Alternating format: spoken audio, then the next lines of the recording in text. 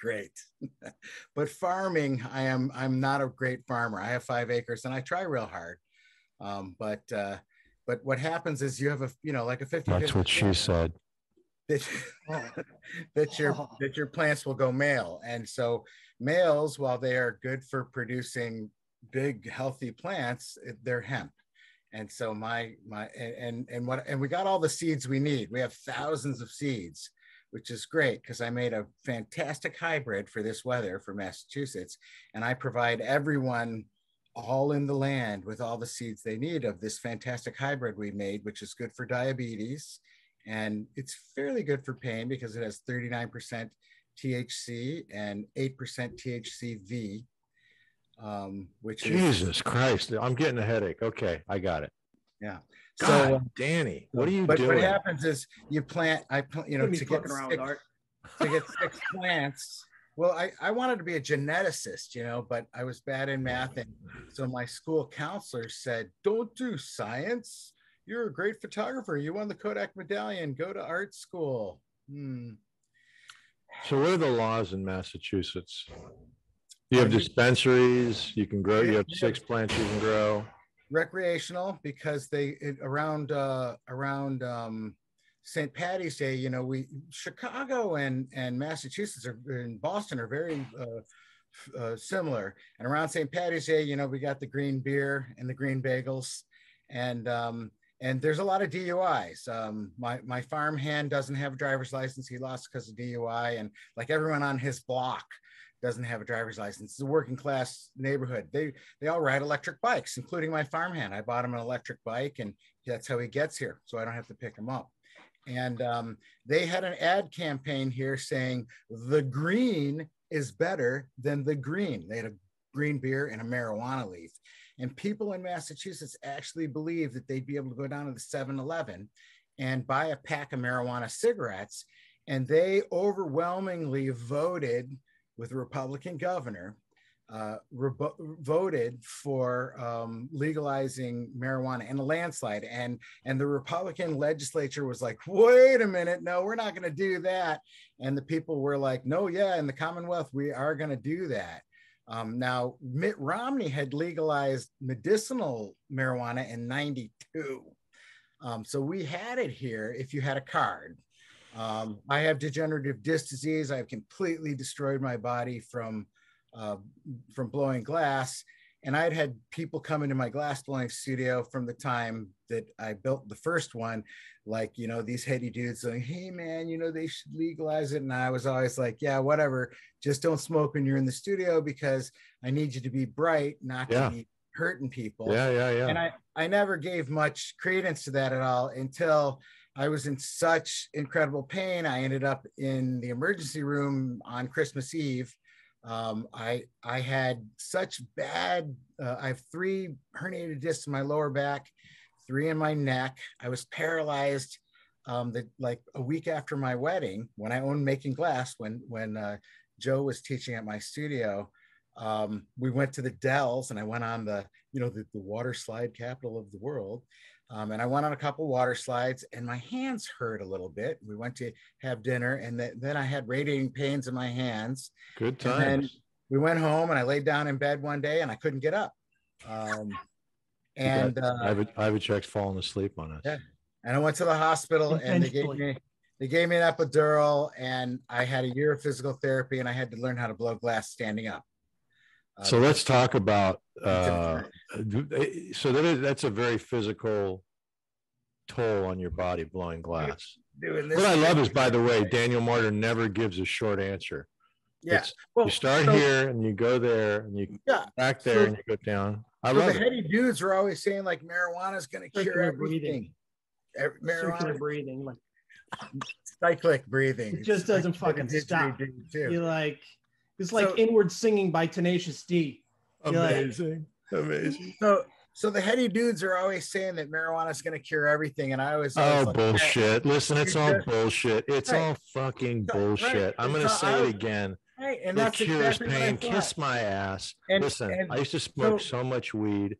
I would go up against anyone listening to this, including Willie Nelson and Snoop Dogg and whoever else you want to think about. I smoked that tree like it was going out of style. First day I smoked it, I was like, oh my God, I'm in love with Mary Jane, right? Well, but hey, let me tell you something. So I don't smoke. But wait, there's more. You're a salesman. I'm going to put you on camera and we're going to sell a product. So I don't smoke. Lung cancer runs in the family. I was a touring rock musician for many years. Yeah. Smoke menthol cigarettes. I can't smoke anymore. I can't even be around too much. It's not good to smoke, man. It's just not. Nor vaping, by the way. Yeah. You're vaping oil, ladies and gentlemen. Well, you're vaping the chromium in the coil. That's what. Let's just stay with oil. We don't have to get into chromium. Oil, burning oil in your lungs, not good. It's not vape. So on Christmas Eve, the nerve damage in my spine was so bad, I ended up in a ambulance, and the dude was like, "Hey, your heart rate's really, really high. You're gonna have a heart attack. You qualify for the full vial of fentanyl. I'm not trying to push on you, but I don't want you to have a heart attack. So we're gonna give it to you, okay?" And I'm like, "Whatever, dude." And he gave it to me. It did shit all. It did nothing. It did fuck all for me. And I'm like, "So when are you going to give it to me?" He's like, "Yeah, we gave it to you, man." And I'm like, "I feel nothing." He's like, he's like, "You weigh 250 pounds, but I gave you the full dose of fentanyl. You just would have knocked out an elephant." He's like, "You're fucked." He's like, you're fucked. So but back to the thing, the weed and pain. That's just all bullshit. It's bullshit. I'm sitting there writhing in pain in the emergency room, and the nurse. Yeah. The nurse. She gave you Jay. She's like, "Have you ever had a lidocaine patch before?" And I'm like, "No." She gave me a lidocaine patch, and it got me to the point where I could sit up. She's like, "So the thing about lidocaine patches is I give you 3 of them, and then that's it. So go to the dispensary and get a cannabis patch." So what are you saying? Cut to the chase. The weed, you're claiming the weed actually cures your pain. I got the cannabis patches. Yes or no? Cures your pain. And the cannabis patches worked. What does works mean? It means that I was out of pain long enough to go and have a stem cell procedure on my back. Okay. My back, and I did a year of physical therapy until the pain was gone. And now, look, I can move. I can blow glass again. And so I use this stuff. You're claiming that it actually took the physical pain away, and it wasn't the psychological component. No, I use this tincture called Nordic Goddess, like, because I overdo it every now and then, being a farmer, bouncing around on a tractor. Nordic Goddess, it's a bunch of THC derivatives. It's a salve. And so that bucket of weed here, I'll pull it out again.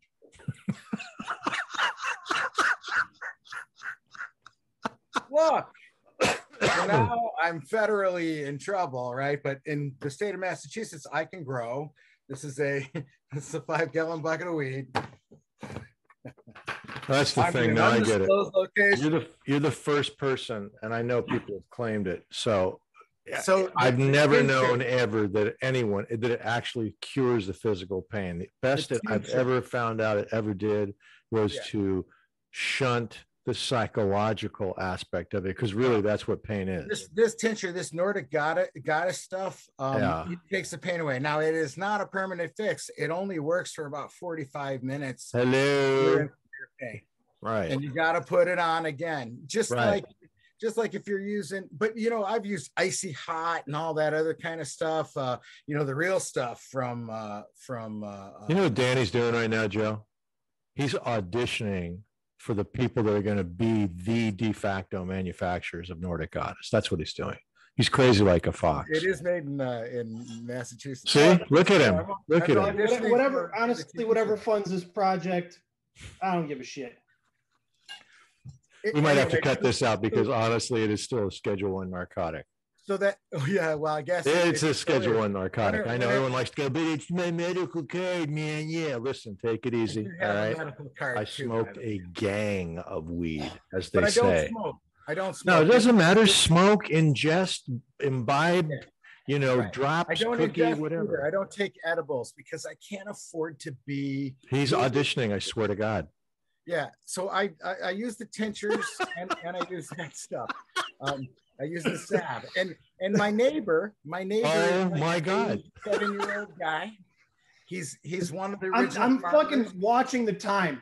So just just understand. All right, Marty, you're cut off. The gentleman reclaims his time. The gentleman reclaims his time. You guys are too uptight. The gentleman reclaims his time. Dar, you can mute his mic, man. You can mute his mic. Mother of Christ. I love Danny Martyr. Okay. I don't even know what to say. Look at him. You can't get mad at him. You can never get mad at him. You can't. Right? Jesus Christ. Okay. I do. My ears are full. My ears are full. I can't hear any more. No more. I want to, but I can't. Not right now. Another time. Amazing. Joe, what's the piece behind you? It's a work in process. It's an unfinished canvas. That's all back painting. I don't know that it needs to go any further. I kind of like that. Well, thank you. Originally, it was going to have Trump standing on top of a golden toilet that was overflowing, holding a megaphone that had the Twitter bird on it. Two on the nose. I know. Sometimes that could just be slam dunk. That could just be the inside of Donald Trump's heart, in which case you'd have to bring more black into it. Yeah. Yeah, I like that. Are the diagonals, the grid, is that wired glass, or is that just you drawing that in? It's actually aerosol on canvas. It's spray paint. So there are a bunch of, it's layers and layers of different stencils. Okay, stencils. Couldn't tell from that. Okay. My wife's friend, you can see right there. Yep. My thumb. That's glass. Okay. That's, like solid. The big chunk of blue? Yeah, exactly. Blue-green. In the center, she put a piece of copper, and then she's got wire going crisscross through it. And she got commissioned by the city of Santa Monica, and they put them in bus stops. Nice. So over the top of the bus stops, just, for something beautiful, but they're not safety. It's not safety glass. No. And that's why I guess that's why she put the wire in. I don't think so. I think she just did it as a part of her work. But my wife, kind of pushed her to do it. And lo and behold, the city's like, yeah, that's great. We'll take it. And off to the races with her artwork. Copper is one of the few things that has the same expansion coefficient as glass, and it makes that beautiful red color when it gets heated up in the process. So you can do some really beautiful things with that copper encased in the glass. I mean, it's really a marvelous thing, right? We've got 1, 2, 3. We got like 6, probably 8 pieces of it. My wife can't just take one. No, that's another conversation for another day. All right, so Daniel Martyr just came from a forced vacation in Hawaii, and so his time was kind of consumed with that. But Joe, what happened this week? Joe and I talked last week for a long time. I mean, almost like 3 hours. Yeah, it was a long time. It was a great conversation, man. It was great. You mirrored the hell out of me. I was listening to Chris Voss, and you were like, after you posted online that you've been like that he's one of your mentors or like someone that you really look up to, their communication styles. I was like, this motherfucker Jedi mind tricked me. He was talking about shit that I didn't really want to talk about, but it was amazing. So it's highly effective. Yeah. Okay. So to your point, did you ever feel like I was manipulating you? No, not at all. It was a natural conversation, right? Yeah. And I ended up sending Dar nudes afterwards because I was so comfortable with him. I was like, here you go. All right. Who doesn't want to see his giant penis? The truth of the matter is, thank you for saying that, because I didn't, I didn't consciously think about that at all. No. It's become a natural part of a conversation. I'm curious by nature, and I always want to know more about why people do what they do. Because if I know what they're doing, I get to know you better necessarily, right? Right. And in that process, what I'm hearing you say is that it made you think more deeply or reflect more upon whatever it was we were talking about at the time, because we talked about a bunch of stuff. Absolutely. It was a super deep dive though, because I was like, because it was like, what's your work really about? And I was like, oh, no, right. It's about this. And then he's like, no, but there's something that's deeper than that. Like, talk about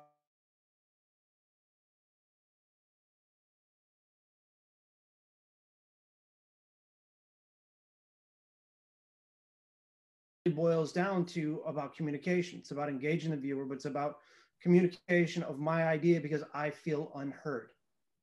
And that, like, That's that honest. that's what it boiled down to. You know what I mean? And so That's honest, man. That's one of my primal my primal wounds. I don't, who knows, we're not going to get into the whole thing, but I rarely feel like I'm heard. nah, but And it was so I had to take responsibility and go, okay, well, if you feel like that, then there's something in you that okay, that's fine. Let's accept that you don't feel that. But then what are you doing so that you are heard? yeah. Which is one of the reasons I, began to learn how to listen, actively listen. And then I was like, well, maybe this guy, let's go to these negotiation books. And I know that sounds really manipulative. No, they're amazing. They're I mean, well, unbelievable. what is negotiation but a conversation? Everybody gets all freaked out. I can't negotiate, right? It's like, right. Yeah, you can. Yeah, you can. It's a conversation. You got to know how to have the conversation. You got to know how to listen, what to ask for. So one of the things we talked about is that it looks like Miami is not going to happen, but there is a plan B. And we'll see plan B. Now, this is all great because this is, the best laid plans. Obstacles always come up. Challenges always come up. So the next plan is, like, there's an application that's due a little over a week. Right on. But the show would be in Chicago. It would be Expo in April, which makes a lot more sense. It resolves our shipping costs. It resolves housing costs. It resolves sales force. It resolves all of that. It shows to a sophisticated audience. And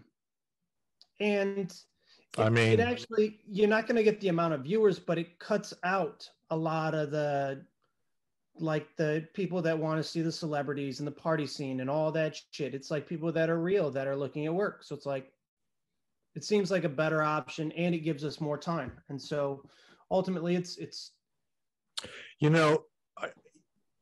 were you guys doing it because you thought it was going to be more eyeballs and that means it's going to be better? Do you have that thought in the back of your heads, either one of you? Well, Miami. Go ahead, D. I mean, for the States, Miami is the play. It's the showcase. It's the place to be. I mean, we've lived in Chicago. So that sounds like it's prestige. It's part of it's prestige, but part of it is also, if you're looking for work, and you have one show to go to, from anywhere in the country, you're going to go to Miami. Okay.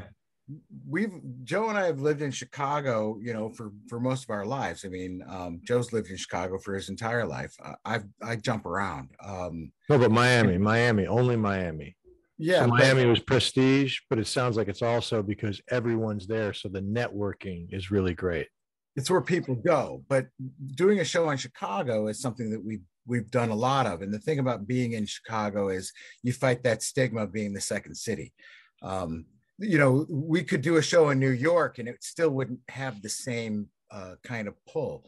Miami is the place where people go if they're going to do that one show a year. But timing wise, it doesn't make the same amount of sense to try to rush it or try to make the work be not as effective for the kind of money that we're spending. That's what I was going to say. Yeah. So, that makes me think of, go ahead, Joe. What were you going to say? No, I was going to say the other side of that is, though, it's like there's not only one show that's happening during that time. There's 10 to 20 shows that are happening at that time. It's like going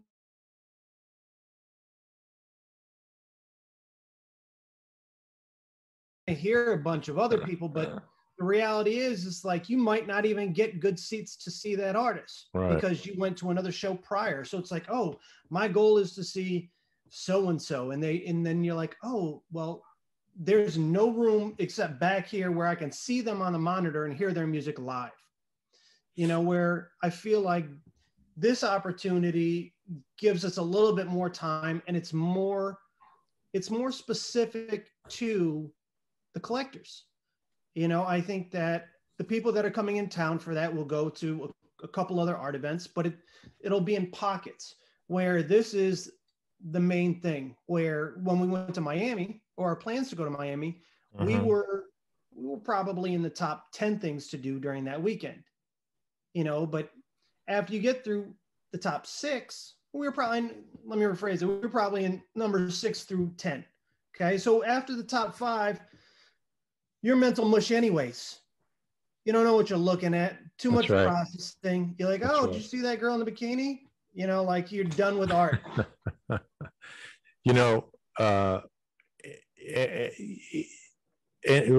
anybody who's really like, if you're going to be smart, like you're going to be smart about dominating a marketplace.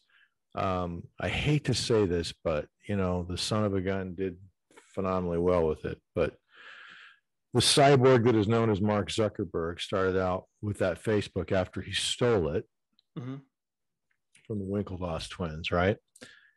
He just wanted to get all of the colleges, because they started it on Harvard, the Facebook, right? We all know the story. We've seen the movie. Of course, it's been dramatized, but just started with Harvard. And then Harvard, they just spread out further, and they got all of, Massachusetts. And then they went, okay, let's get all of New England. Okay, now we've done that. Now let's spread down and let's get the South, or whatever there was. And that's not important, but you just slowly but surely get people interested in it. So, Chicago, the second city, big deal.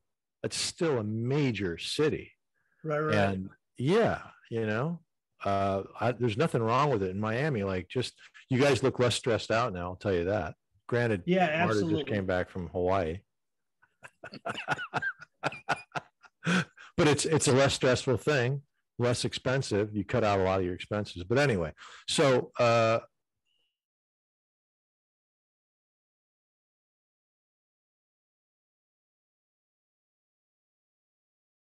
just amazing.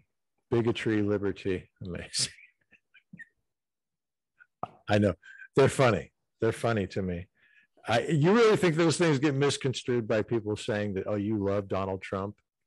Maybe not the bigotry so much. They were really, there was really a lot of vibration back and forth. I mean, the one that, so I started doing the anti-gun violence pieces over at this pop-up show that was right next to the Google campus in Chicago. What, like 3 years ago, Joe?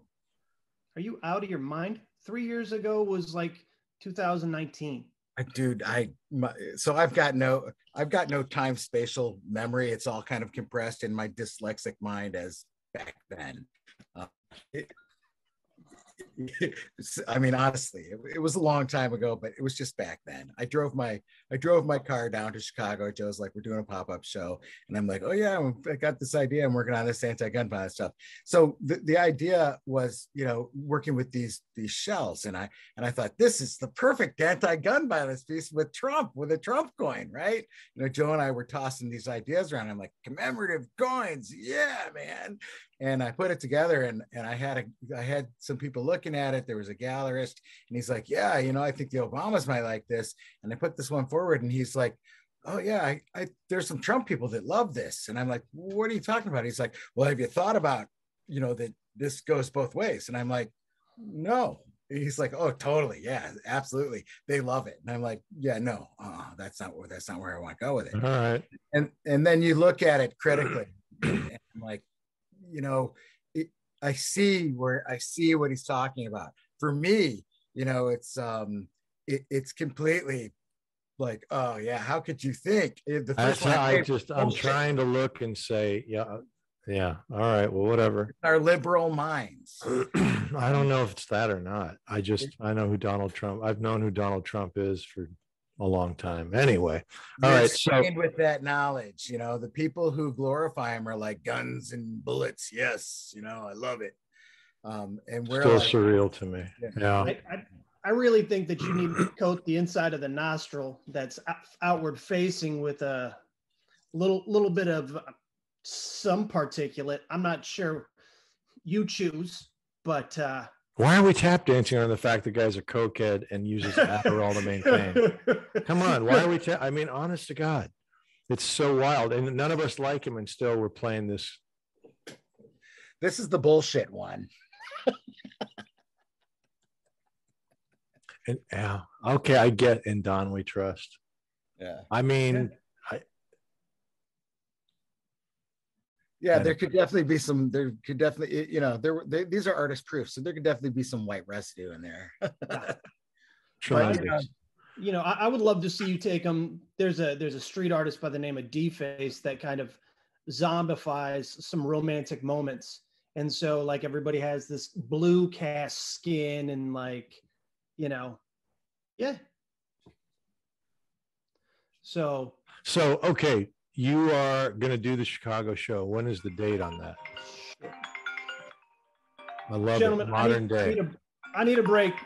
Mute. Danny, what do you know what day the Chicago show is? I do not, because that would be a date and that would be a calendar, and that would be linear time. This is going so sideways. This is going so sideways. It's I know. amazing. It's like, who's that jerk? He's the guy that leaves all of the numbers and all of the dates to Joe. But behind the scenes, he goes. Joe gets up and says, "I have to go," and takes a phone call in the middle of an interview. I mean,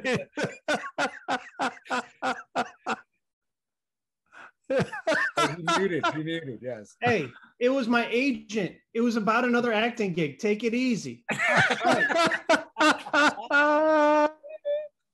you heard of texting? Joe? No? Okay.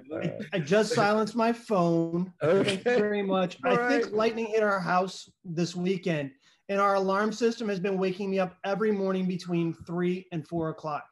Like it just automatically goes off. And then I get this sort of weird recess where it's like, oh, battery issues. But I replaced the battery 2 months ago. So I'm like trying to deal with it. And so that's the technician's supposed to be on his way to my house to fix the problem. Hopefully he can figure this shit out because I'm tired of waking up in the middle of the night. I'll give him something. Gonna kill him, and I know her. She can do it. Get a pair of wire cutters and go cut the wires. I mean, don't complicate it. The guy comes up, he feels like a hero. Oh, here's the problem right here, sir. You got the wires just cut. And you're like, oh, really? That's crazy. One must have been a rat. No, it's a clean cut. I can't figure. It looks like someone cut it. That wasn't me. Done. Easy peasy lemon squeezy. You're welcome. I'll send my invoice later.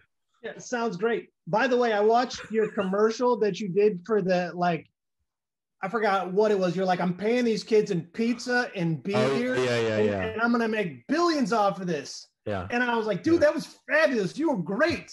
Oh, thank you. Yeah, that was for a Norwegian company.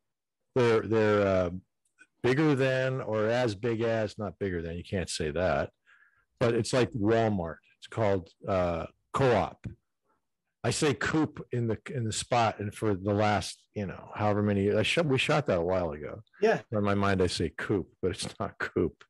Maybe it is. I don't know. But I found it even better that you called it Coop because it was. Well, that's the funny.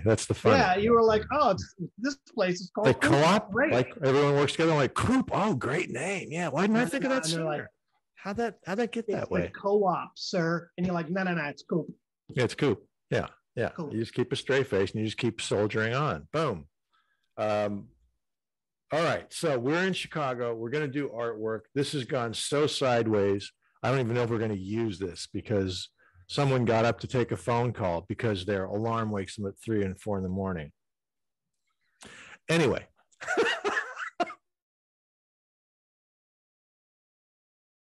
The real. This is why people think artists are weird, and I'm here for all of it. All right. We are. I'm having video issues. I'm not sure exactly what's going on. Stop pressing the button, and everything will be fine. The history eraser button is what it is. All right. So we're in Chicago. When is the Chicago show, Joe? What's the date? It's like the middle of April. Oh, that's okay. See, that makes more sense. Absolutely. Like you can start to have normal bowel movements again. You can sleep through the night and blame it on the alarm that wakes you up. And it's really just your anxiety. Yeah. Well, you know, you guys are rough. I have started augmenting the pieces. Ah, yes, there we go. We got so sideways. Okay. So one of the things Joe and I talked about, and it looks like Danny that you brought that in. Thank you for the memory jog, was that is not evocative of anything. It just looks like, okay, great. Why did someone break the vase? Right.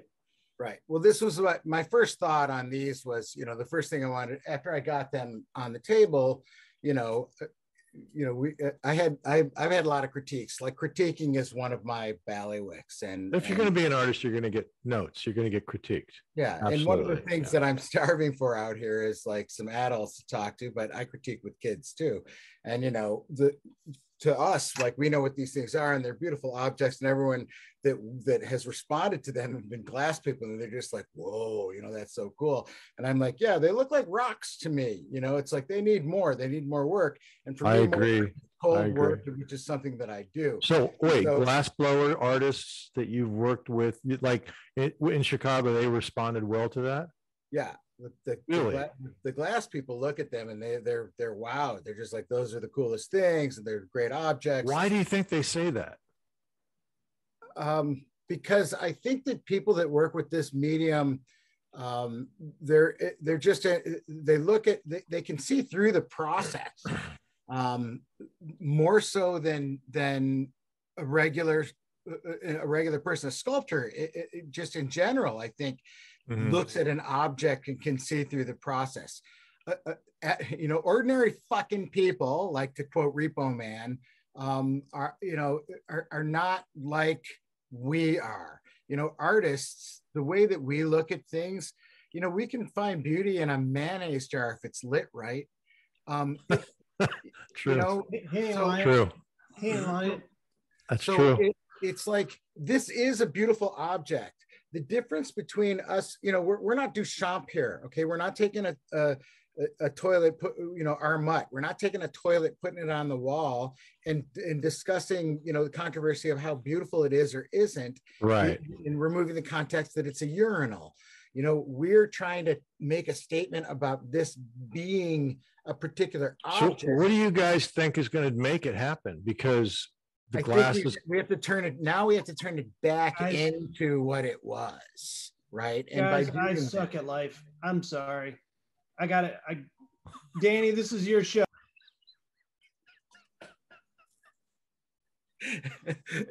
And by doing took off. Amazing. This may be the best one ever. All right. So yeah, I agree with you. You have to we have to well, this is what Danny's do best anyway, because like seriously, for years and years, like what I've been doing with Joe is like, like the first show he had at my studio, he'd put something up and I I'm the retired university professor, I treat everybody like a grad student, even before they were. It's like, what are you doing? Don't give me a shiny bolt from the Home Depot if you're trying to tell me that that's something from, the right. So it's the same. I got to do the same thing with my own work, and it's like, this is a beautiful object. That's great. If I wanted to make a sculptural object, it would be fine. And we could be abstract, but we're talking about concrete ideas. So now I've got to turn this back into what it was. So what are you going to do? What do you think? So with these solid holes and stuff, this is no longer a bulletproof vest. So I've got to do what I do in the cold shop. I bought a bunch of tools, of course, specialized tools, and I'm going to start carving this thing out and turning this back into a bulletproof vest. We also have some other issues that we're dealing with. Joe thinks that, they belong on pedestals. I think they need to be hung. They reference the body. That's interesting.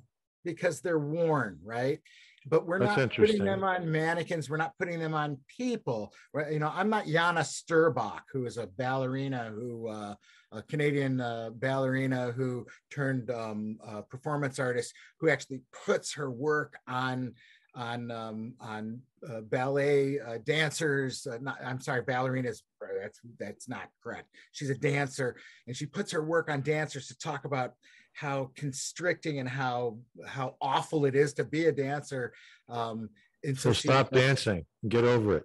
Well, true, but her work. I've just endeared myself to her beyond belief. Yeah. But it really talks about like how, what it does to the body to be a performance artist, right? And the work is extremely powerful. Like, yeah. She put these dancers up in these dresses and then gave people remote controls and in these dresses that are like huge high and they can't touch the ground. And I mean, it's kind of an awful thing, but at the same time, I have no idea who this woman is. I'm sure no one else does. So and I love the obscure reference. So you're going to cut those out. You're going to cut that armpit out, right? So that it more looks the arms, the neck, and then we're the other idea too is like, all right, I like mechanical attachments to things. I don't like gluing things on things. It's not permanent. So drilling holes in these, maybe putting straps on them. The question is, do the straps need to be made out of glass? Because the idea of this thing being glass and what glass is, that it's sure. It's translucent. You can see through the idea. Like, do our kids really need to go to school wearing bulletproof vests? Like that article you sent me about the woman who sent her kid to school in a bulletproof vest, in Texas. Yeah. That's a campaign they're running. Right. Which is freaking with a combat helmet on and right. But wouldn't it have been great if she sent her kid to school in a glass bulletproof vest? Because it's ridiculous to think that would protect your kid. Well, that's the statement that we're making. So I need to turn this back into that object. And you're going to do that through the addition of removing the glass in the neck and in the armpits. And then are you going to color the thing as well? Because I don't think it's a bad idea. See, if it's just a clear, that clear thing is just. I think coloring it takes away the glassiness of it, because then people start looking at it. I disagree. Is it plastic? I disagree. And it's something that we could certainly play with, but until it's done, I mean, until we do one, we don't know what it is, right? So that's true. You start with one phase, you do one thing to it, and then so first I'll start by hollowing it out and putting the holes in it, and then we'll look at that object, and then we'll see, like, do we need to add straps? And like Joe's police shields, because it was clear that just the shield itself wasn't enough, right? Exactly. Yeah, that's where my head's going with it. And on top of that, the thing that Joe had behind him 3 weeks ago, the piece of the fence and this boy standing on the globe. And I'm like, what is this? That corrugated? He goes, no, that's glass. And he used Coca-Cola. That brings me into the piece. And I'm going to aspect of the piece. Correct. Yeah. Carl, I used to trompe-l'oeil. Yeah. Most artists know what that is. I used to do trompe-l'oeil. Right. And it's fascinating, fooling the eye like that. And then it becomes, you've necessarily, just with that one that one technique, started a conversation. And that's, in my understanding of all this, that's what we're doing. We're trying to start a conversation about it. Right.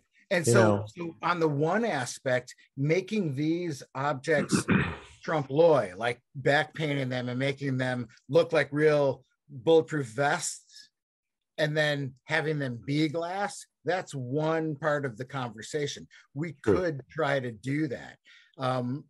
We have the skill to do that. Why don't you like having straps added to it? Yeah, I can feel it. Why don't you like that? No, or am I hearing that you're just like, well, we're not going to get married to that. We just have to see how it works. Yeah. And one of my ideas is to actually make the nylon straps and put it on there. Joe is kind of more, he thinks that intrinsically the whole piece might need to be glass, which we can also do. It's a matter of making molds out of wood and then measuring everything. Technically it's more difficult, but it's not beyond our skill set. Let's ask Joe what he thinks. Joe, what do you think about adding the and I can tell you what he's going to say, because I trained him. Joe, you've turned into just an image with a lowercase I in your last name. Sorry. We're not going to know until we do one thing and we put it together. It's kind of like, you make that pasta, you throw it against the wall and you see what's going to stick. Do you do that when you cook pasta? Not anymore. But okay. You do it one time and you're like, why did I do that? Right. Why did I do that? Because before I went to chef school, they told me that's what you do. I just think it's a story that's been passed along. You know, somebody said, and they threw it against the wall. Yeah, that's it. We'll go with that story. See, yeah, sure. It's bachelor stuff, right? I mean, bachelor stuff. But you know what bachelor stuff is? Eating over the sink. That's bachelor stuff 101. The sink? Just, what are you talking about? You eat over the sink. You know why? You don't have to use a dish. The crumbs go right into the drain. You have to clean up after yourself. Oh, awesome. You were that kind of bachelor, cleaning up. I had a dog, man. Wow. Okay, I guess I wasn't that. Yeah, no, I was not that kind of bachelor. No, I kept my place clean. In fact, when someone would come over, male or female, well, the guys wouldn't really say it too much, but the women would always comment, "Oh my God, who cleaned your house? Who decorated this?" Me. Why? And they'd get really quiet and weird. Really quiet. Yeah, I lived in a fraternity house, and I was the house manager of 3 fraternity houses. And well, I mean, come on, fraternity house and the apartment or the house you live in are different animals. Yeah, they were all 3. Those are basically bathrooms. Those are open toilets with beer. I have to say that actually the worst roommates that I ever had was when I was living with the girls. They're horribly sloppy. Thank you. Bathroom, especially. Women are the messiest creatures. Yes. Okay. God bless you all, ladies. The bathroom after you're finished with it, your closet space, your makeup. What is that all about? What is that? What are we talking about? What are you? It takes time. Okay, fine. We're not talking about time. We're talking about why does it look like someone turned the room upside down and shook it like a snow globe? And is it so hard to clean the sink? Come on, man. Honestly, yeah. I lucked out. My wife actually is very clean, but she makes a hell of a mess when she's working. Hell of a insane. What fraternities did you take care of? I love how, listen, he got up and left, so who gives a hell what we talk about right now? As Alpha Epsilon Pi. I'll take a slice. Do you use vanilla or chocolate ice cream with the? Oh, my wife was in STD. I mean SDD. Oh. my wife was an STD. Yeah, that was she went to Champaign. I went to Southern Illinois, so we were kind of like imitating Animal House. I went to Bowling Green State University in Bowling Green, Ohio. They have a great glass program there. No kidding. I didn't know that. Okay. I took art class, the only art class I ever took in my life at BGSU. And the professor had, bless her heart, she was probably mid-40s, clearly wrestling with mental health issues, which no one talked about in the 1980s at all. And, you know, talking about it now is better, but everyone wants to talk about they're depressed. Doesn't help people get out of that level talking about it endlessly. But she had given up. I don't know if she was tenured or not, but she checked out a few years before I got there, mentally, spiritually, physically, psychologically, emotionally. And she didn't bathe. And I know that she didn't bathe because when she got in close to, we were working on Impressionism with a Q-tip and paint. And she wore a sundress. It was springtime. And she got in close and I was like, wow, you smell worse than the guys in the locker room. It was a thinky, not a talky. And I don't know why, but I was just like, I don't need this. And my college art experience was similar, not the not bathing part. I had horrible art teachers. I had the worst teachers all around, save for one guy. But yeah, it's the system is flawed that way, but it is what it is. But I think that I shared a little light into my decision-making process at 18 years old. One woman was having a bad moment in her life and didn't bathe, and she had bad BO, and I was like, no, I'm not doing this one anymore. See, I had a really bougie high school experience, my mother, because of what happened in Alabama with my mother growing up there, she knew that she didn't want to be in the South, so she moved north. And my dad was a product of the '60s. You know, uh, he Go ahead, say it, say it. He dropped had acid at the dinner table. no, he had a lot of girlfriends, and my mom was. What does that have to do with the '60s? You know, that happens all the time. But I think that, like, my dad was from Toronto. He was one of those guys. He had like that 18 plus charisma. He was just like, everybody loved Larry, you know, and he was like, why can't we all just get along? And which was code for why can't we just fuck? Okay. Right. And they had dinner parties, and he would have been a swinger. My mom was like this Southern, like totally Southern belle, innocent girl. Like, she didn't get it, you know. And right. And he was like, I've got pictures and film reels from when he was in Cali as a kid, and I was like, oh my God, my mom was so naive. She just didn't understand. And he really loved my mom, and I think what he was going for was like, she was like this nice Jewish girl, which he wanted to marry a nice Jewish girl, but at the same time, you know, he was in the Air Force, and he was like he was that dude, right? Sure. Which explains my stepmother, and I, you know, who worked for the CIA during the Nixon administration. Your stepmother worked for the CIA? At what capacity? Well, according to her, she was an executive secretary. Oh, and you don't believe that? Okay. Not with pictures of my stepsister in Nixon's lap. I don't believe that. Well, I mean, we're not going to talk about that. That'd be an executive secretary. Why? Are you afraid you're going to get killed? I don't know. I don't know what happened to my dad. I've been surrounded by, they used to say, they said spooks or wet works my entire life. It started in Iran, and it lasted a long time. It still goes on today. One of my dear friends from those days in Iran, it was in the mid 70s, just before the revolution. He wrote a book about it. And well, hell, you know, it's been out for 5 years now, so I can talk about it. There's nothing to hide. But his father was arrested and tried in Iran post-revolution as the first American spy. He worked for the CIA. And when his name is Cyrus, my friend's name is Cyrus Copeland, and the book is called Off the Radar. And when I first talked to him about it, I was like, oh my God, of course.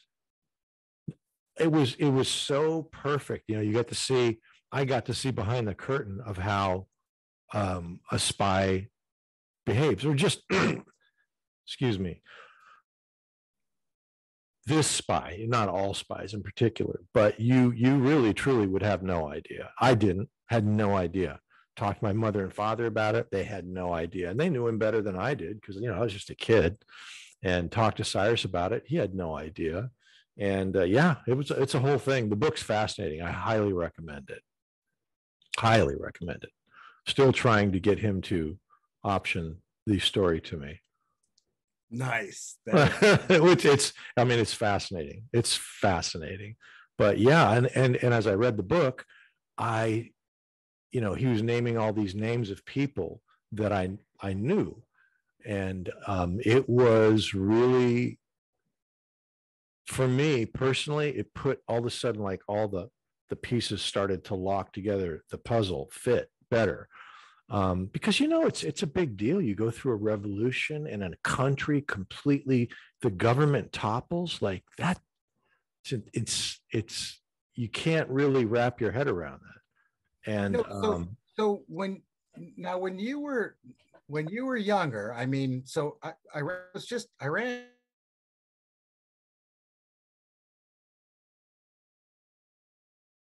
It still is a regular place, just run by a bunch of theocratic dogmatists who don't necessarily have the best interests of their people at the forefront. So it's normal as long as That's you correct. walk this line, right? Well, that's a big question, but yes. So I was born there, and I came to the States when I was around 2, but I was already verbal. And so, I spoke Farsi like a 2-year-old, but I, and I was raised in the States up until we went to Iran when I was 12. So I was like 74 in the summer, and we left in the summer of 77 because there was trouble brewing. And the reason we knew that is because Dad worked for the Iranian government, and he had 2 literal degrees of separation from the Shah. And the Shah had come down and to the big factory manufacturing facility that my father ran down in the southern city of Shiraz, and he gave him the tour. And that's not just nothing, to have the head of a government, right? So yeah, that's how that went down. But Iran was very, I hate to say the word because, but it's the truth. They was very westernized in a Middle Eastern country. It was still an Islamic country. I say Muslim. Everyone says Muslim now. Kiss my ass. I say Muslim. And, you could hear the call to prayer, which I still love to hear. I'm not a practicing Muslim. I've never been one. Never, I think I've only been in like 3 or 4 mosques. But women walked around in mini skirts, long hair, lipstick, makeup, no big deal. Disco music was the thing, everything. Yeah. University of Tehran is an excellent university, and then all of a sudden things went sideways. Yeah. Yeah, man. Crazy. Anyway, I've been surrounded by spies. And now that I'm married to a civil rights leader's daughter, things still occur. I'll just say that. Well, I mean, look, I can relate to a little bit about what you're talking about because, when I was a kid, some of my early memories is I remember coming home from sailing on Lake Winnebago with my friend Joey Rosenfeld's parents had a boat. That sounds so romantic. Yeah, Lake Winnebago in Oshkosh, Wisconsin, y'all. Now you just sound like a big cheesehead. Yeah, and they had a boat there because it was cheaper to put in a slip on Lake Winnebago than it was in Lake Michigan.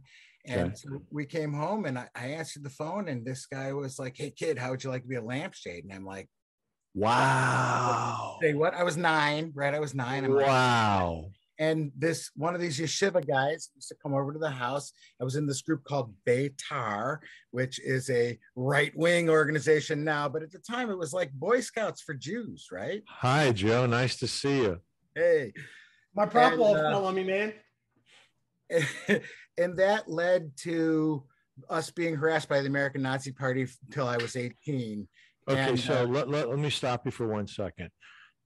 Were you guys flying the blue star outside the house, the flag of Israel? No, what had happened was my mom had a Jewish greeting card company called Art Forms, and she was competing with like American Greeting because no one had decent Jewish greeting cards. So she did an entrepreneurial thing, and she had a bulk mailing permit in Highland Park, Illinois, 75% Jewish suburb of Chicago. And this group, Beitar, wanted to help fight Arab propaganda on Champaign campuses, Champaign-Urbana.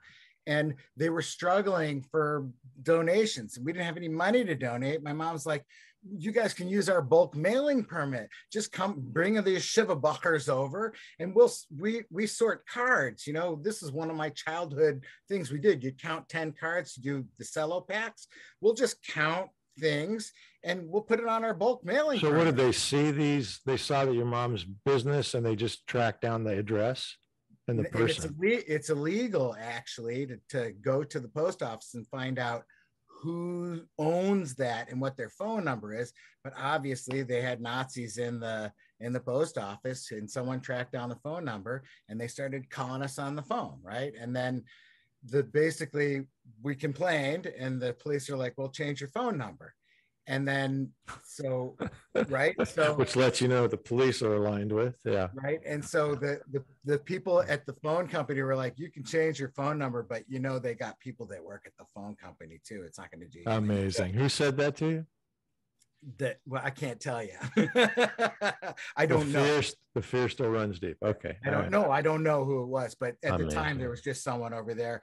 And then basically what happened was at my sister's bat mitzvah, sorry, because I'm long-winded, we ended up with FBI agents who got learning black shoes and the white socks, you know, and the White Sox. Right, black shoes, white socks, FBI guys. I've learned this about FBI guys. Black shoes and white socks mean FBI guys. The guys that busted my friends for selling pot or coke in college. Black shoes, white socks. I'm like, you idiot! You sold drugs to a guy with black shoes and white socks, didn't you? And he's like, yeah. I'm like, that's a fed. You know, the guys at my sister's bat mitzvah, you know, with their earphones and the black shoes and the white socks. Feds.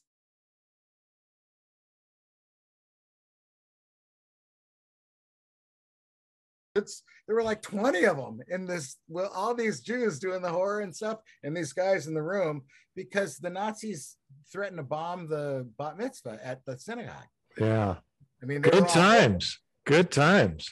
Yeah, nothing like a little hate group. Yeah. I know about spies. I've seen them everywhere. And we had people in the Nazi organization who were infiltrating because eventually they got Frank Collins. They got him for tax evasion. Fuck is Frank Collins? Like I'm supposed to know who Frank Collins is. You know, remember Frank Collins? No, I don't. Remember the Blues Brothers, Illinois Nazis? Oh yeah. Oh, that guy. Okay.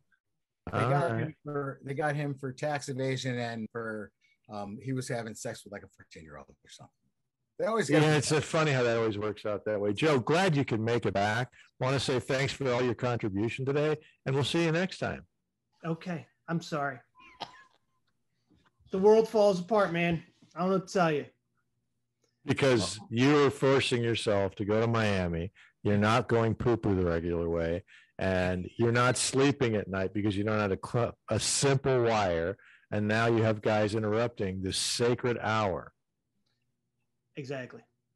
But look, let me tell you, if they didn't tighten that outlet, I still wouldn't be sleeping. And you guys wouldn't have heard Danny's stories. Was a tightened outlet was what it was? That's really what happened. He was troubleshooting it. And he's like, you might have to call us again.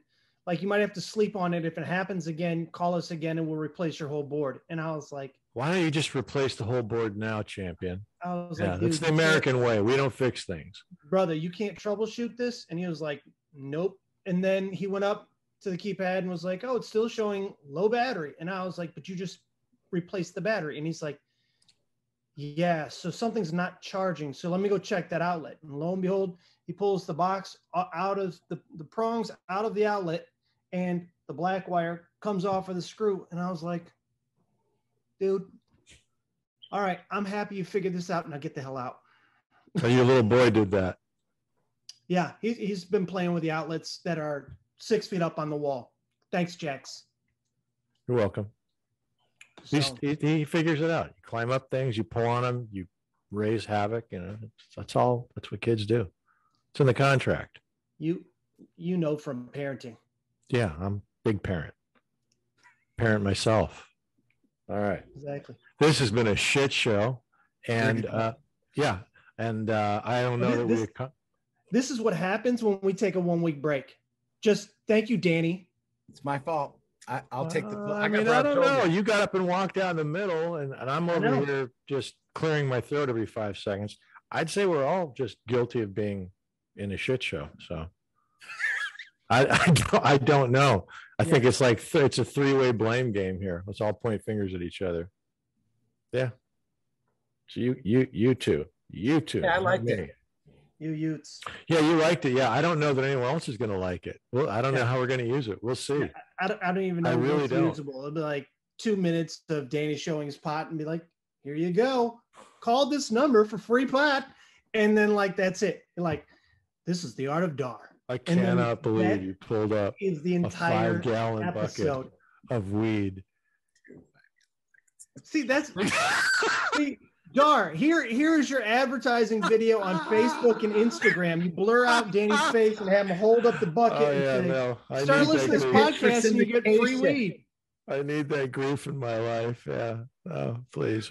I can't. I'm not. I've got enough trouble in my life. Well, not trouble. I've got enough stuff to do. I don't need to bring in the stupid shit I used to do when I was still smoking that weed, that Indonesia. Whew, my God. Weed. I would get so That's stoned. African purple, by the way. Well, I could care less, it doesn't, whatever. Yeah, people say, I like a sativa. It keeps me clear-headed. Well, then why are you getting high? Why are you getting high? What's the point? It's drinking decaf. I like decaf. It's yummy. No, it's not. No, coffee tastes like ass and you get used to it, but it makes you feel you can go move your bowels or whatever, right? I just used to get so. I don't smoke.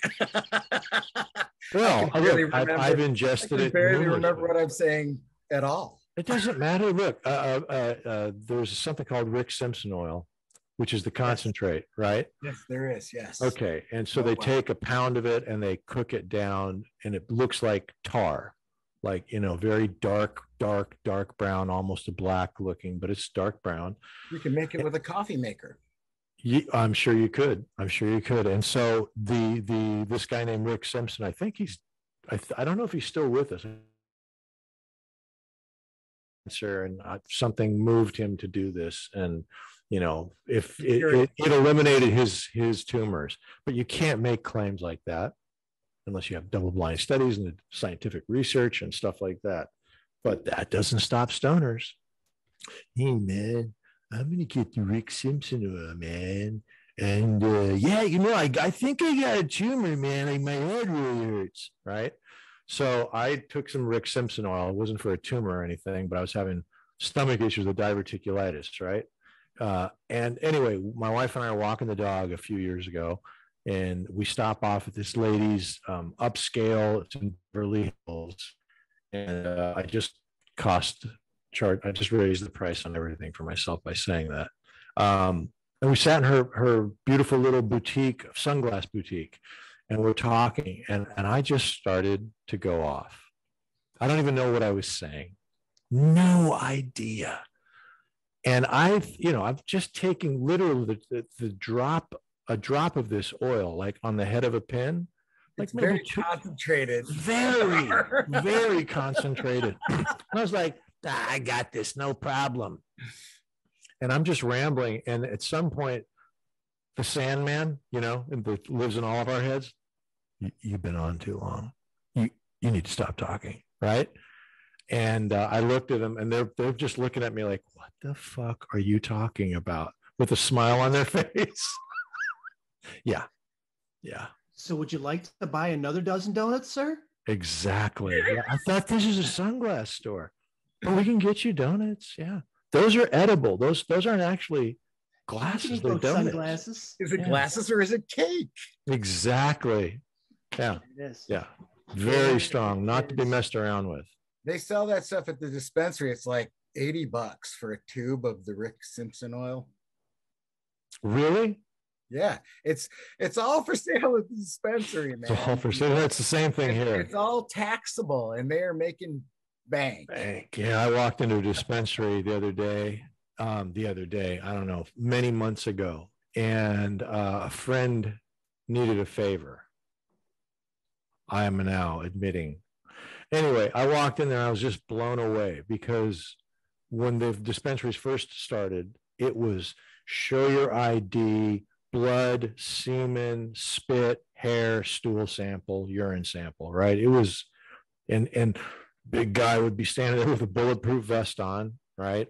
And a gun on his, the whole thing. And now it's like you just walk in, hey man, what's up? All right, I'll be with you in a second. Everything's out in the open. Yeah, here's a menu, and they deliver here now. I mean, yeah. they deliver. You don't have to leave the house. It's crazy. Yeah. I don't know if it's going to make anything better, by the way. I really don't. I mean, look, did legalizing alcohol make anything better? Well, from prohibition, no, I think it did make things better because it took a lot of the money away from the mob. I think, I don't know. Did you hear that they're shooting for legalizing hallucinogens in Colorado right now?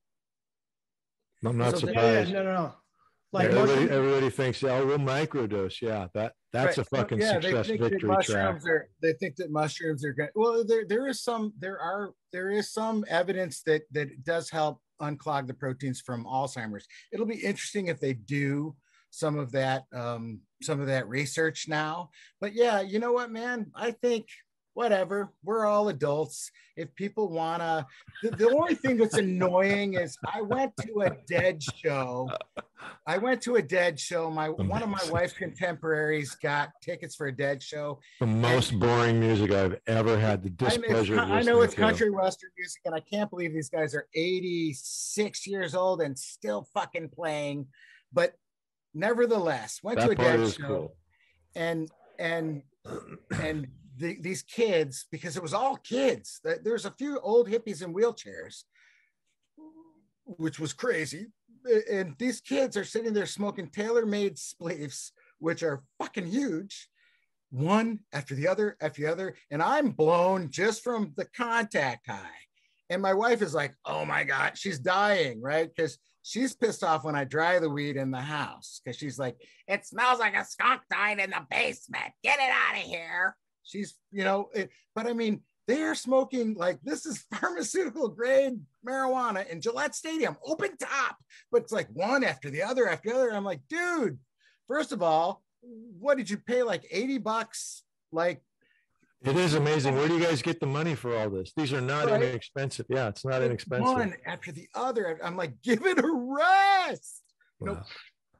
You're chasing the dragon, man. I mean, it's not heroin, but they're chasing that first high. You're never going to get it, man. Never, ever going to get that. I'm like, you got to take a break like every few days at least. But it's just so much smoke. And everywhere you go, it smells like, I'm like, dude, do you realize you smell like a skunk? Like, try some cologne or something. Everywhere you go. That's California. That's Southern Cal. Everywhere you go, you smell weed. Everywhere. How about Chicago though? We were just in Chicago, man. Couple things real quick. Number one, I feel like he's going to get to be the adult, and I like it.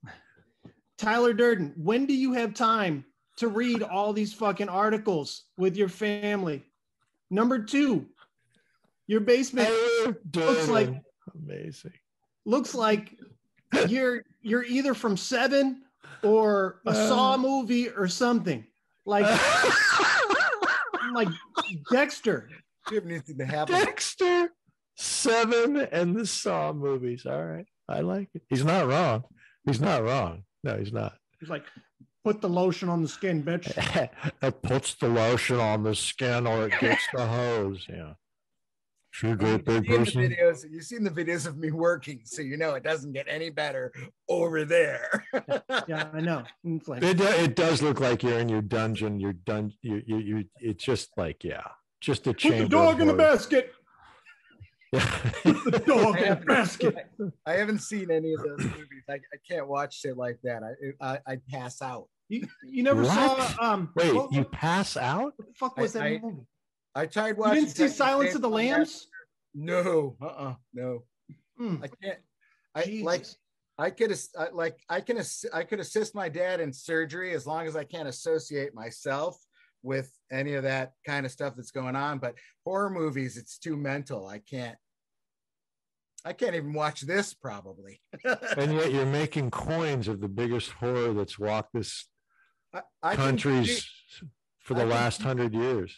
I can do that stuff because I can disassociate myself from it, but because you can disassociate yourself from the moving images on the screen. It's difficult, because it's only difficult because you think it is. If you think it's difficult, or if you don't think it's difficult, you're right. I empathize with the characters too much. Oh, kiss my ass! I empathize with the characters. Stop. I'm an empathetic, neuropathetic. What are those things? I'm an NPFJ. Well, I'm an ETFY. I'm an FUCKYOU. That's what I am. Is that like the Briggs? Myers-Briggs. The Myers-Briggs psychological profiles. My wife is always talking about that shit because she's in HR, and I'm always like, Mother of Christ. Yeah, working my way out of the brainwashing from the cult. God, Yeah, they that's threw so that at funny me, that and I'm both of like, our what am I wives are supposed to do HR. with this? what were you? I don't know, because I just didn't care. I didn't serve. It didn't make me. It didn't have. Yeah, I'm just winning friends and influencing people. What's that?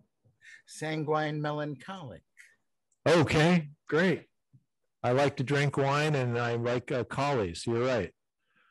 Means you're happy. Let me see your T-shirt one more time. Yours is Stop Wailing Now. Okay, I feel like you're coming at me with that.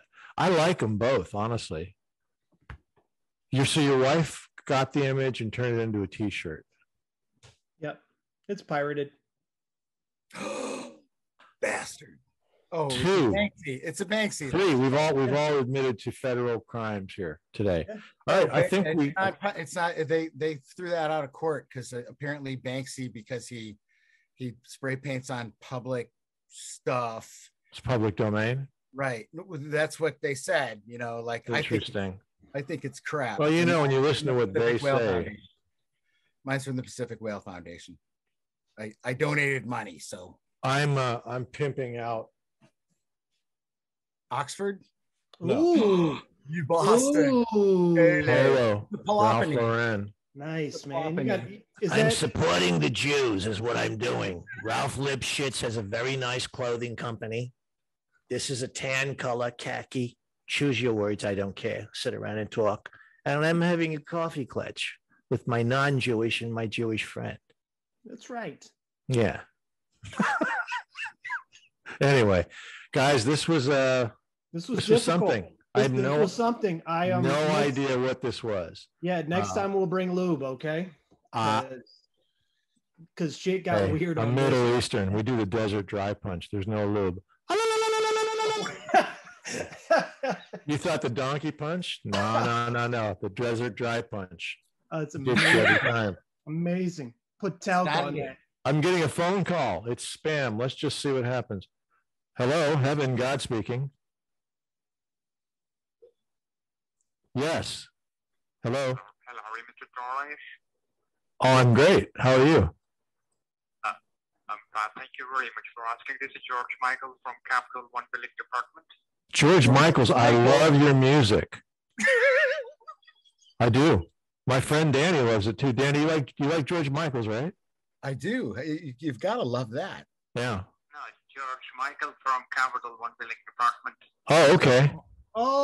Ask him what Capital One, dude. Dead singer. Yeah, this call is regarding to graph down the interest rates on your existing Capital One credit card. So that's the reason we just called you on your phone number. Oh, that's fantastic. Hey, what office are you located in, Mr. Michaels? From Atlanta, Georgia. From Atlanta, Georgia? Georgia. Yeah, absolutely. You're right. Atlanta, Georgia. He's from Atlanta, Georgia, gentlemen. Atlanta. No, Atlanta. Atlanta. Hotlanta. The card appearing in my database is 90035. Is it correct? No, that's not correct. It's 696969. My name is Aretha Franklin. Okay, thank you for your time. Okay, you have a great day too. That was amazing. You're welcome. That was very, very cordial. Normally, I just go full blue right away. No. I can't talk right now. I got your mom on all fours. Oh, snap. I get very few calls. That's the first one in a month. Wow, that's all it takes. Oh, you just listen. I get absolutely vulgar. I get inappropriate. But look, if you're calling me up to scam me. Yeah. It's Atlanta. Hi, Adeline. I'm calling from Atlanta and George Michaels. I love your music. Yes, I'm calling you Capital One. I'm sure you are. I don't have a Capital One card, by the way. Red flag number 1. Number 2, it's Atlanta, not Atlanta, Georgia. Yeah. I got a father who speaks with a thick accent. Hell, I spoke with a thick accent. I could still say Atlanta, Georgia. Anyway. Hey, George Michaels, what's in your wallet? I mean, seriously, how many times do I have to throw George Michaels out? He's one of the biggest musical stars of the past 50 years. And this guy just keeps soldiering on with his capital one Georgians. Anyway, guys, I don't know what to do with any of this. This may be some of the most brilliant stuff we've done, and it may just, yeah, I don't know. I don't know that's going to help anything. This is part of the lost tapes. This goes on at the end, like after the credits, and you're like, if you want to see these idiots again for extended periods of time, one of them leaves, and then he comes back, and the other one is just still talking from the beginning. Clip show. Oh, fuck me. All right. Well, yeah. I honest to God, this is, yeah. You never know. There's golden bananas on everything, right? He's got golden bananas on his nipples. That's right. They look like gloves, but they're golden bananas. Golden bananas. Well, I like both your t-shirts. I'm going to have to figure out I'm going to have to make one.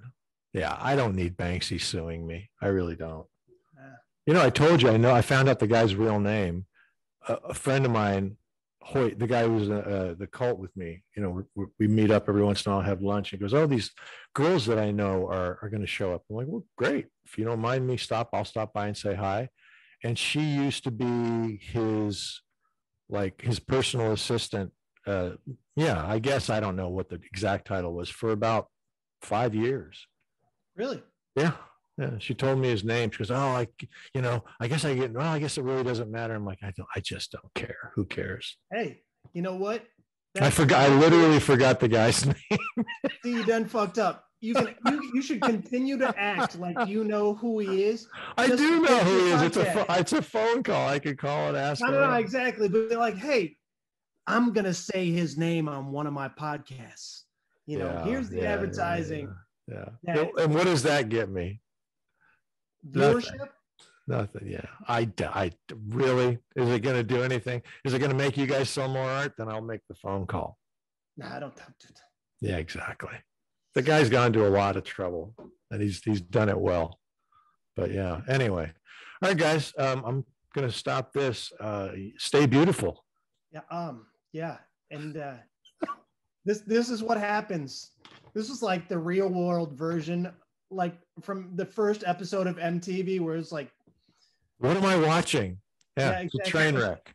It's a train wreck. Yeah. It's a train wreck. Yeah. Again, you were like, I like going off the cuff. I really like going off the cuff. And none of us came with anything planned. And you're like, about half. No, it's fine. No, honestly, the shit show, it could work. Anyway, thanks for watching. Thank you.